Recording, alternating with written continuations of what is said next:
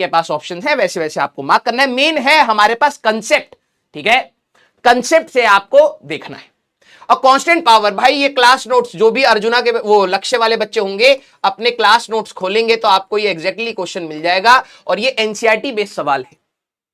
A constant power is delivered to a particle of mass m if motion start from rest at t equal to 0, the distance traveled by the particle is proportional to।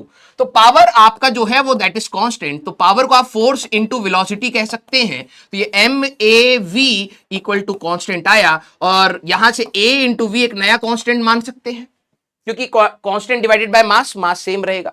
इसको अगर मैं dv by dt रख लूं into V is equal to C dash, हमारे पास इसको इस side ले जाएंगे, V DV is equal to C dash into T, हमारे पास आएगा इंटीग्रेट अगर आप दोनों साइड कर देंगे तो ये आएगा V square by 2 equal to C dash into T. Yes, और अगर आप देखें तो v, अब मैं प्रोपोर्शनैलिटी ले लेता हूं क्योंकि हमें प्रोपोर्शनैलिटी से मतलब है, तो v directly proportional to t की पावर हाफ पर है, तो इसको dx बाई dt अगर मैं यहां पर कर लूं, ठीक है, t की पावर हाफ, तो dx is directly proportional to t की पावर हाफ इंटू dt, और अगर x की बात करेंगे t की पावर 3/2, ये आपको क्लास नोट से अगर डायरेक्टली अगर आपको पता होगा तो ये आपका ऑप्शन आ रहा है।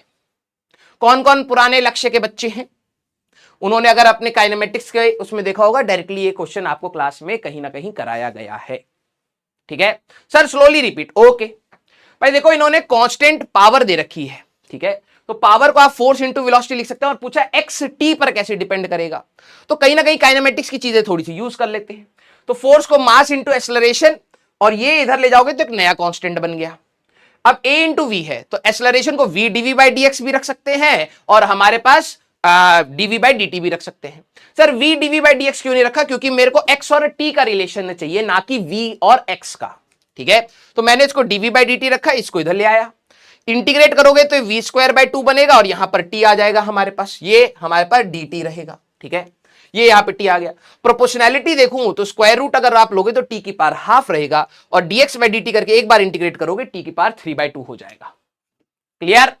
Yes, very good.